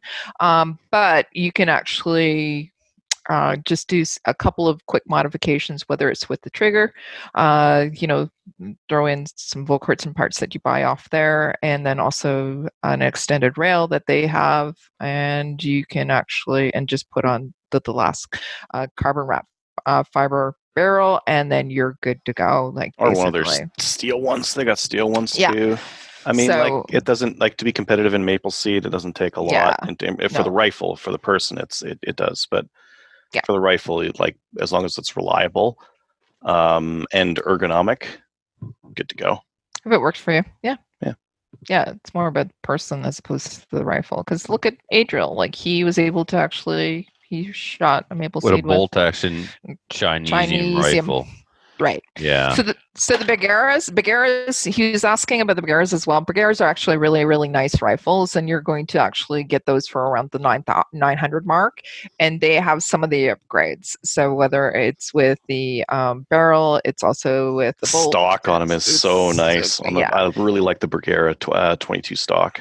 Right. There has been some issues that we've seen recently with 1022 megs, the factory megs being used in the Bergera, and there's some issues with feed and also release of those. But other than that, Bergera is really super reliable, super accurate as well. And as I said, it's $900, and you already get some of those upgrades that you were already talking about. So it's like tomato, whatever. Yeah. So, anyways. Yeah. Can I share something real quick? This is the thing I was thinking of. Sorry, Kurt, one of our listeners, just pointed it out. Oh, the Phantom. Yeah. So it's an SPO1 Phantom. This one has a decocker and a firing pin blocker slide doohickey thingamabobber disconnector. So unfortunate. Yeah. But the trigger pull isn't as good as the Shadow, so they stopped selling them. They didn't sell as much. It didn't. Yeah. Anyways. I mean, this is a freak accident. It doesn't happen very often, ever. No. Once. So we can assume that the gun was hammered down. Yep. If a production gun typically shot in production, typically shot in double action as per production division rules. So chances are the trigger wasn't pressed because you got that long double action trigger press at 5 pounds. What's going to cause that to, you know what I mean, on the way to the ground? Well, the hammer, just like if it drops right on the hammer. Yeah, that's the only thing I can think of. It was like a freak accident, basically. Everything that. And it can be avoided by looking at your holster when you holster. Don't look at your holster when you draw, but look at your holster when you holster. There's no race. If you're in a tactical situation, if you carry for a living, if it's time to holster up, the fight is over. So you don't have to be in a race to holster. Mm-hmm. If you're loading and make ready, if you're on the load and make ready, that's your time. Your off air time. You take your time. Like we tell people in Black Badge all time, like look at your holster when you holster so you can be sure the gun is going in it. That's the lesson here to take away from this is when you're holstering your gun, take your time and make sure it goes in there. It's not a competition to see how fast you can get the gun in the holster. It's how fast you can get it out of the holster. So look at it so you know it's actually in there. I'm not blaming the guy, but just it's a reminder to everybody, look at your holster. How did the range officer make out? Did he die? Did he just get injured? We don't know. Died. He died. Oh, did he? Damn. Balls. That sucks. Well, yeah. Charges? I wonder if there's going to be charges. No, it's an accident. It's an accident. I know, but still. Yeah. But still, it's just an accident. It's part of I don't know. You sign waivers when you go shoot at SICK and go to these matches and do these kind of things, and that's to cover any kind of accidents. And those waivers, you might as well wipe your ass with them. They're never going to stand up. You can't. No one can get you to sign away your rights. No, but like if you go on a range for a shooting match, you are taking some responsibility for Risk. risk, right? Right. However, if there's negligence, there's a difference. Yeah, Sure. this is Yeah. negligence. I mean, Anyways, was do he you want to negligent for not looking at his holster when he holstered? Depends if he gets Hard to sued argue. or not. Somebody's going to make that Oh, argument. it's in the U.S. He's going to get sued. Let's be real. Yeah, Maybe. this was a US PSA, but that doesn't. So it was an American match. So Right. Yeah. Okay. Charges probably not. Lawsuit. Yeah. I mean, like the last one has been it's been so long since the last death like this that they had to quote the Canadian one that happened 2 years ago or whatever. Because Yeah, it but that happens was- so often. It doesn't. That the guy again, who they're dropped the free. gun was the guy who ended up getting shot. This time, Right. a shooter dropped the gun and the arrow got shot. Like that's Mhm. bad. Yeah. You don't hear about it very often, thank goodness, right? So let's close out this email and move on to the next one. Okay. Trevor, you were reading this email. Do Thank you you. want to continue? Or I can do it. I Thank you was guys for taking the time to read the email and putting on a great show. I look forward to listening every week, and please keep up the great work and funny work. Cheers, Justin from Vancouver. Sorry, I got tired of waiting. I'm hungry. It was your email, Kelly. You started it. No, you not did. me. No, You I read didn't. it. Yeah. Oh yeah, you were answering it. I read it. It was you. Okay. So, Well, you know what? You're doing such a great job. Keep going. you know what? I'm the show host. Be quiet. So I'm going to read the next one. Then This is- act like it. Run the Here- show. Steady your mouth. Get something done. Hey, Adriel. Uh-huh. I kind of like just doing the show with you better. All right. No, I don't. I've missed you, Trevor. I think the listeners have missed you on the show too. All right. So, dear Slamfire Radio, first I must tell you how genuinely satisfied I am about the quality of your show's audio. For a show that isn't hosted by a bunch of self-proclaimed industry experts in security and technology, you guys rock. Taking the time to provide us with quality content that doesn't blow out my speakers out is excellent. Taking pride in the free work you do for us is a huge thing in my books, and actually using the monies received via your Patreon account and Amazon link to improve the show is a vast step above those shows who choose to purchase diapers with theirs. I don't know what that means. Okay. I don't actually partake in the Patreon thing, but the cash I give to Frosty once a year seems to be doing something worthwhile. By the way, this is from Mr. Uzi, so thank you. Anyways, enough rambling. Can't wait to hear all about Trevor's radio-controlled snowmobile races as winter sets in, Kelly's adventures in winter seed land, and Adriel's shopping deals and testing results. Take care, guys. Mr. Uzi. Thanks, Tom. Thanks. That's awesome. I miss him too. So I'm glad he's still listening, though. Hi, Tom. I get a text from him every once in a while. So Yeah. All right. If you'd like to send an email to the show, you can send them to slamfireradio@gmail.com. Don't forget, I'm looking for a sugar daddy. Be careful what you wish for, Kelly. Next thing you know, people are going to be slipping their telephone numbers in your pocket. Oh, shut up. Huh? I still That haven't forgiven you happened, for kids. that. That Anyways, happened. Somebody okay. put their telephone number on a piece of paper and slipped it into Kelly's coat. You and Gowan, you guys are bad together. So, All right. if you ever borrow Kelly's coat at a Maple Seed, and you know who you are. I'm never lending it out again. All right. So Patreon supporters, we do not have anybody that's new as a Is it Patreon bad that I supporter. started to write that number on men's room walls with the message for a good time call? Because I did get a picture of If that you're a note. sugar daddy, call. I have no, no that's the idea. not message is all Kelly's wrong. number. It's the It's- person. It's a 506 number, so I don't know whose number it is. Did you make it up? No, it was that guy's number. No, it's not. Yes, it is. Gallon asked him for it. Oh, you're kidding me. Nope. You guys are horrible people. Horrible people. Absolutely. You will burn in hell for that. And no, I didn't call it. So therefore, okay. Can we move on with the show, please? My chicken know, can we? is What's dead that, over there. All right. So Patreon supporters, thank you actually anybody who is a Patreon supporter. And if you actually aren't able to do that but want to give us money, go and see Adriel. Go on to patreon.com Slamfire Radio. Also, you can also help out the show by going on to our website. Go to the Cabela's link, click on that, and if you are going to Cabela's and you're going to go shopping, do it anyways. Do it on our website, and we'll get a little bit of money from that. We also have on there. It's brand new. It's the Amazon link too. Click on that. They kicked us off. Seriously? No Did they? way. Yeah, Amazon kicked us off. What the hell is Why? that about? Don't know. I'm no What? longer shopping They on got Amazon. lots of other stuff. Totally lied about Amazon that. doesn't want our little podcast business.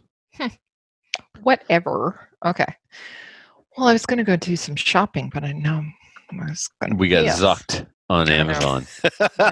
Exactly. All right, let's move on to shoutouts. Trevor, do you got any shoutouts there to anybody? I am getting hangry. Thank you, Kurt. I got chicken in the oven. What? Nope. No? Adriel? No. Okay. I do have a shout out. It's not really a shout out. It's just Brian. Brian, I just want to say that we're thinking about you and your family. So just want to say hi to you and we're thinking about you. But also wanted to give a shout out to Jay Hines, who called me tonight right before the show, and I miss you. That's it. So that's it. Let's sign out. Go over to Gunners of Canada. You can check us out there. Give us a like on Facebook. Join the CCFR. Support the legal challenge over there. Go and give them a little bit of money because they're trying to protect us and our gun rights. And also reach out to your provincial legislators, like Mike Holland, about the upcoming handgun ban. And we'll see you all next week. And I'm going to go have chicken. Bye.